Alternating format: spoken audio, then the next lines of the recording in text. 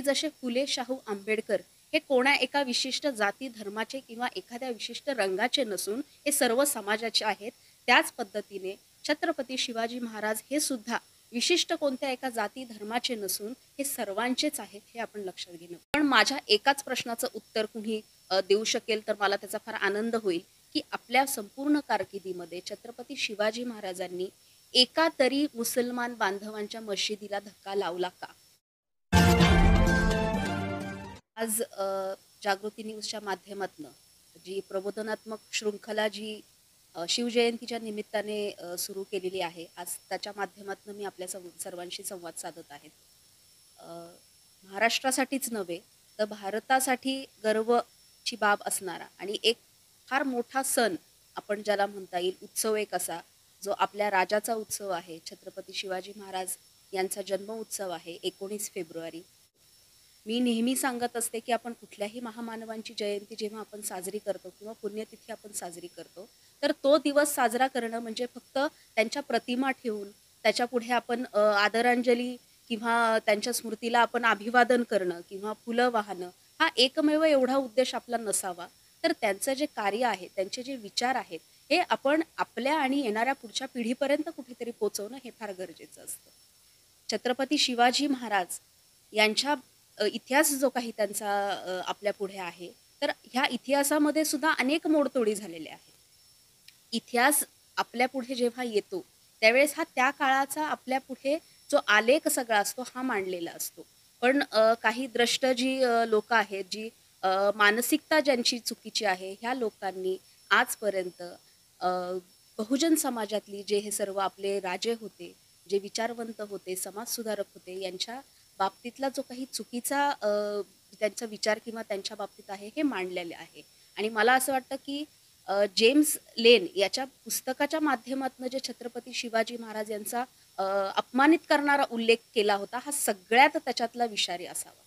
कारण ह्या सगळ्या गोष्टी आपल्याला एका वेगळ्याच भागाकडे किंवा एका वेगळ्याच विषयाकडे आपल्याला घेऊन जाणाऱ्या असतात आणि आपण फक्त त्याच मागे धाव घेतो. पण याच्या मागे खरं कर्तृत्व, खरं त्यांचं कौशल्य किंवा त्यांचं खरं कार्य हे कुठेतरी विलुप्त होत चाललंय की काय असा विचार कधीतरी मनात येतो.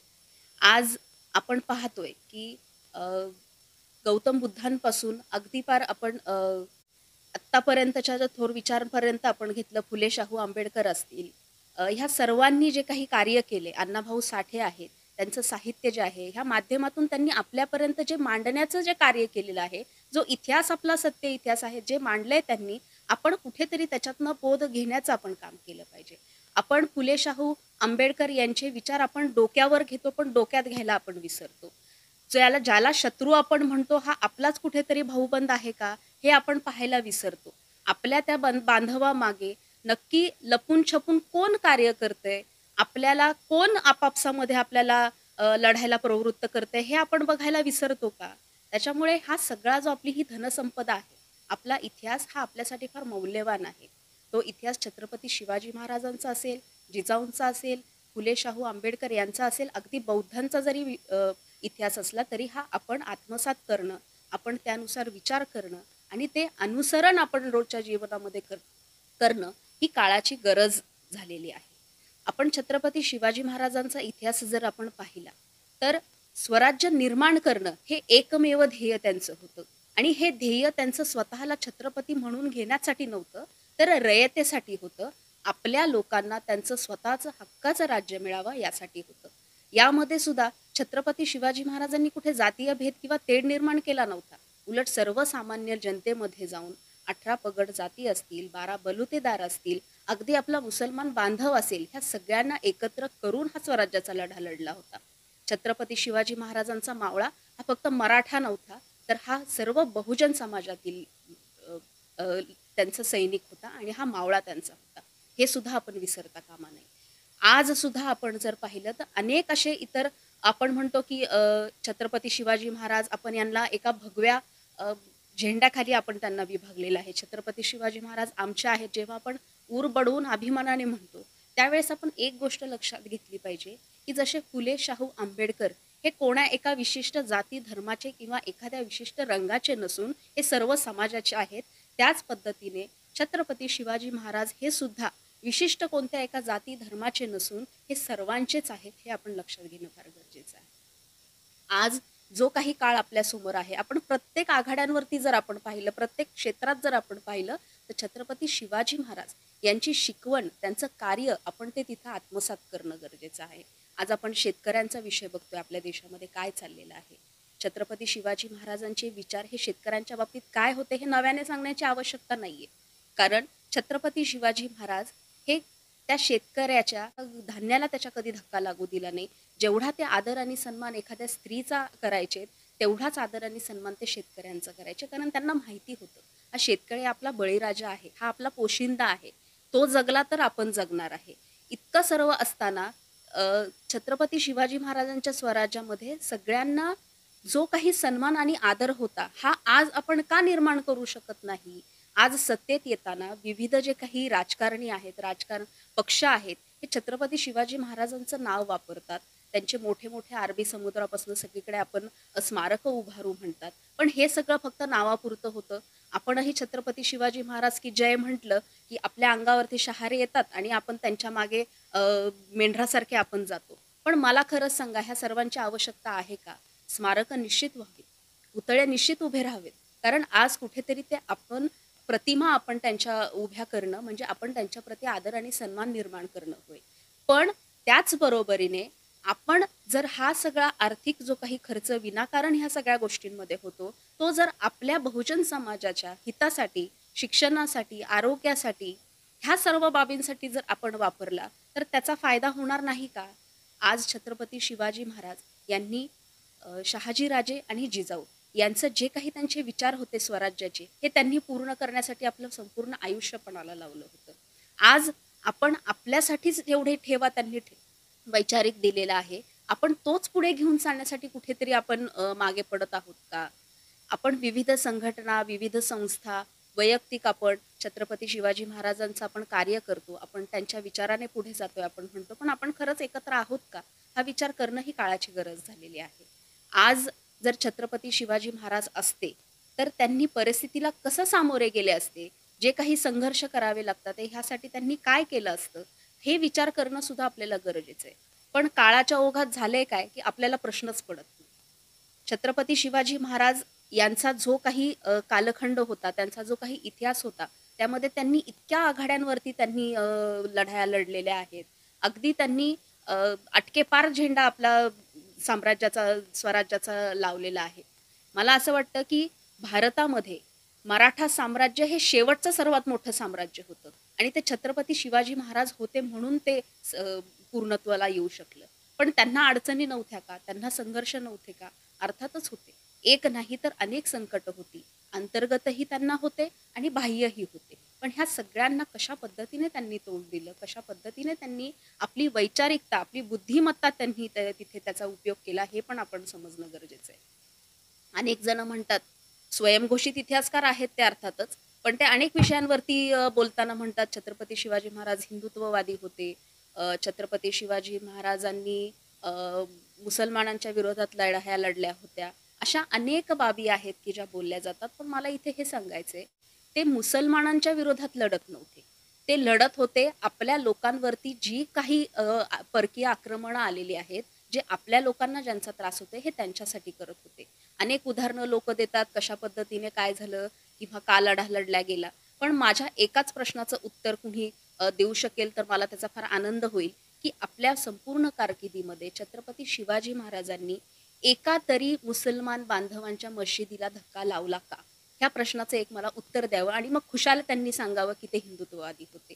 आपण ह्या मानसिकतेतनं जे चाललेलो आहोत, आपण दुभांगल्या जातोय याची जाणीव सुद्धा आपल्याला होत नाहीये. आपल्याला स्वातंत्र्य आपल्याला जड झालंय की काय अशा अ, विचारातनं आपण चाललेलो आहोत. आपण हे विसरता कामा नाहीये, की आपल्या आजच्या स्वातंत्र्याच्या जे आपण उपभोगतोय याच्यासाठी आपल्या अनेक पिढ्यांनी त्याग केलेला आहे. आपण फक्त स्वातंत्र्यापूर्वीचा लढा लढलो म्हणून आपल्याला हे स्वातंत्र्य मिळाले हे समजणं चुकीचं आहे. अगदी मला असं वाटतं, की गौतम बुद्धांपासून जे काही विचार आहेत, हे आजपर्यंत अण्णाभाऊ साठेंच्या साहित्यामधनं सुद्धा जे आलेले आहेत, तिथपर्यंत या सगळ्या विचारवंतांच्या विचाराचा हा आराखडा आहे, की जो आज आपण स्वातंत्र्य म्हणून आपण तो उपभोगत आहोत. आणि हेच आपण कुठेतरी विसरतो. छत्रपती शिवाजी महाराजांचे जे काही त्यांच्यावरती जे संस्कार जिजाऊंनी घडवले होते, हे संस्कार अर्थातच ह्या सगळ्याच्या मागे ते काही रामायण, महाभारत ह्या सगळ्यातनं आलेले नव्हते. तर बळीवंशसारखे ग्रंथ जे आपल्या पूर्वजांचे आहेत, याचा अभ्यास आणि अध्ययन करून हे शिवाजी महाराजांवरती संस्कार निश्चितच झालेले होते. आपल्या ह्या विचारांची जी ही शृंखला आहे, ही निश्चितच गौतम बुद्धांपासून सुरू होते. गौतम बुद्धांचे जे विचार होते, त्यांचं समता, बंधुता, न्याय ह्या सगळ्या त्यांचे जे विचार होते, आज ह्या विचारांवरतीच आपलं संविधान आणि आपला न्यायव्यवस्था ही आधारित आहे. हे विचार, ही शृंखला कशा पद्धतीची आहे? अ, गौतम बुद्धांनंतर मौर्य साम्राज्य होतं. मौर्य साम्राज्यांचे सुद्धा विचार हेच होते. मौर्य साम्राज्यानंतर आपण जर तुकाराम महाराजांचा आपण विचार केला, तर तुकाराम महाराज हे सुद्धा मोरेच होते. आणि आपल्याला सर्वांनाच माहिती आहे, की हा इतिहास मोरे जो आहे, हा मौर्याचा अपभ्रंश झाला, हा मोरे म्हणून झालं. आणि ह्याच तुकाराम महाराजांना छत्रपती शिवाजी महाराजांनी आपलं गुरु मानलं होतं. कोण काय म्हणतं, कोण कुणाला छत्रपती शिवाजी महाराजांचं गुरु म्हणतं, याला आपल्याला त्याच्याशी घेणं नाही. आपल्याला एवढंच आपण लक्षात ठेवलं पाहिजे, की छत्रपती शिवाजी महाराजांचे गुरु त्यांचे आई वडील आणि तुकाराम महाराज होते. तुकाराम महाराजांचे जे विचार होते, तेच छत्रपती शिवाजी महाराजांनी त्यांच्या नंतरच्या काळामध्ये त्यांनी स्वराज्यासाठी, त्यांनी स्वतःच्या जनतेसाठी, रयतेसाठी त्यांनी त्याचं अनुसरण आणि अनुकरण केलं होतं, हेही आपल्याला माहितीच आहे. छत्रपती शिवाजी महाराजांचे जे विचार होते, त्याला महात्मा ज्योतिबा फुले हे प्रभावित होते. महात्मा ज्योतिबा फुलेंच्या विचारांना डॉक्टर बाबासाहेब आंबेडकर हे प्रभावित होते. आणि डॉक्टर बाबासाहेब आंबेडकरांच्या विचारांनी अण्णाभाऊ साठे हे प्रेरित होते. आणि त्यांनी जे काही साहित्य आपल्या माध्यमातून त्यांनी आपल्यासमोर आपल्याला दिला आहे, ठेवा तो अनमोल आहे, हे ह्या सर्वातनं आपल्याला हे दिसून येतं.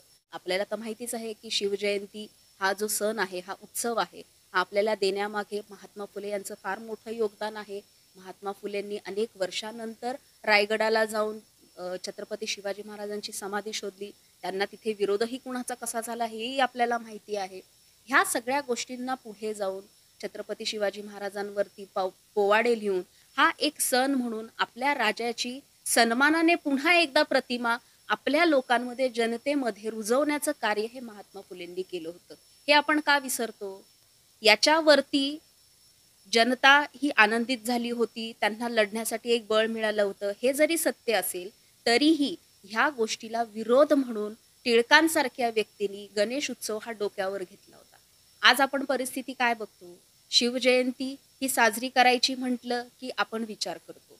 पण गणपती हा घराघरात आहे. अर्थात माझा आक्षेप तुमच्या त्या गणपतीला बिलकुल नाहीये. तुम्ही निश्चित करावा. पण आज आपल्याला कोणाच्या विचारांची आवश्यकता आहे, हे सुद्धा आपण लक्षात घेणं फार गरजेचं आहे. शिवजयंती मोठ्या प्रमाणात साजरी होते, याचा पण निश्चित आनंदच आहे. पण ती शिवजयंती कशी साजरी व्हावी? मी मगाशीच सांगितल्याप्रमाणे फक्त नतमस्तक त्या प्रतिमांपुढे होऊन शिवजयंती साजरी होऊ नये. हल्ली तर नवीन आणि तरुण पिढींना बाबासाहेब असतील, छत्रपती शिवाजी महाराज असतील, यांच्या प्रतिमा उभ्या करून त्याच्यापुढे मोठे मोठे डीजे लावले आणि त्याच्यापुढे नाचलं म्हणजे ही जयंती साजरी होणे वाटतं. तर हे असं नसतं. आपली ताकद, आपली बुद्धिमत्ता आपण कुठे वापरावी हे सुद्धा आपल्याला समजलं पाहिजे. आणि ज्या महामानवांच्या प्रतिमांपुढे तुम्ही हे सगळं करताय, आज त्यांचे विचार आत्मसात करणं तुम्ही गरजेचं आहे. मला असं वाटतं, छत्रपती शिवाजी महाराजांचा एक जरी विचार, त्यांच्या कर्तृत्वामधील, त्यांच्या इतिहासामधील एक जरी पान आपण आपल्या आयुष्यामध्ये जर आपण खऱ्या आपल्या कृतीतनं आणि विचारांमधनं जर आपण दाखवू शकलो, तर हे सर्वात मोठं त्यांच्याप्रती आपली आदरांजली असू शकेल. त्यांच्याप्रती जर आपण आत्मीयता जी आपल्याला आहे, जे प्रेम त्यांच्या विषयी आहे, जे आदर आहे, हे त्यातूनच व्यक्त होणार आहे. फक्त मोठ्या मोठ्या घोषणा, जयघोष देऊन ह्या सगळ्या गोष्टींचा काहीही उपयोग होणार नाही. कारण कळकळीची विनंती आहे माझी सर्व बांधवांना आणि भगिनींना, आपण कुठल्या काळातनं चाललेलो आहोत, आपल्या पुढे काय मांडून ठेवलेलं आहे, याची अजूनही बऱ्याच जणांना जाणीव नाही.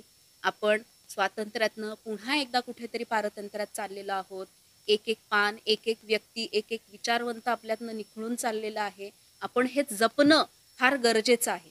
कारण येणारी पुढची पिढी जी आहे, ही आपल्याकडनं काहीतरी आपण विचार त्यांच्यापर्यंत काहीतरी प्रदान करावेत किंवा त्यांना ते वारसा हक्काने द्यावेत, याची ती कुठेतरी वाट बघतायत. आणि मला खरंच खंत वाटते, की आपण जेव्हा स्वतःला विचारवंत म्हणून घेतो, आपण पुरोगामी आपण म्हणतो, आपण प्रबोधन आपण करतो म्हणतो, विविध संस्था, संघटना, पण ही एकी कुठे आपल्याला आजही दिसत नाही. व्यक्ती म्हणून जरी आपण स्वतंत्रपणे आपण प्रबोधनाचं आणि हे काम करत असू, तरी पण आपण एकमेकांशी संलग्न असणं फार गरजेचं आहे. आणि ह्या निमित्ताने मला हेच सर्वांना सांगू इच्छिते. मी मागे सुद्धा बाबासाहेब आंबेडकरांच्या जयंतीविषयीही हेच बोलले होते. सावित्रीमाईंच्या जयंतीविषयी सुद्धा हेच बोलले होते, की एका वेगळ्या पद्धतीने आपण ह्या जयंती आपण साजरं करणं किंवा जन्मोत्सव साजरं करणं फार गरजेचं आहे. आपण ठरवलं पाहिजे, कशा पद्धतीने आपण ह्या जयंती आणि हे महामानवांचे विचार आपण आपल्या पुढच्या पिढीला देणं गरजेचं आहे. हे प्रबोधनाचं कार्य आहे. पण हे आपण प्लॅनिंगने आपण केलं पाहिजे. आपल्याला माहिती आहे, की हे आपले जे काही आपण आपल्याला पुरोगामी म्हणतात. आता पुरोगामी एक शिवीसुद्धा वाटते असंही बरेच जण म्हणतात. कारण ज्यांनी ज्यांनी मानवतावादी कार्य केलेलं आहे, आज त्यांची कदर उरलेली नाही. ही कदर आपणच ठेवत नाही. आपल्याला जोपर्यंत ती समोर व्यक्ती दिसते तोपर्यंत आपण फार मोठ्या आपण बढाया मारतो. पण जेव्हा ती व्यक्ती आपल्यातनं निघून जाते, त्यावेळेस तिचं कार्य हे सुद्धा कुठेतरी संपुष्टात आल्यासारखं होतं. पण आपल्याला जर ह्या महामानवांचं कार्य, छत्रपती शिवाजी महाराजांचा इतिहास खऱ्या अर्थाने जर आपल्याला जिवंत ठेवायचं असेल, तर त्यांचे विचार, त्यांचं कर्तृत्व, त्यांची कृती ही प्रबोधनात्मधून ही आपल्या कृतीमध्ये उतरणं फार गरजेचं आहे. आणि त्याच्यासाठी माझी पुन्हा एकदा कळकळीची विनंती आहे सर्व बांधव आणि भगिनींना, की एकत्र येऊन आपलं कोण, परक कोण, विचार काय, अविचार काय, ह्या गोष्टींचा थोडाफार कुठेतरी विचार करून ह्या सगळ्यांना एकत्र आपण कुठेतरी येऊन खऱ्या अर्थाने ह्या महामानवांच्या विचारांना आपण आदरांजली देणं अत्यंत गरजेचं आहे.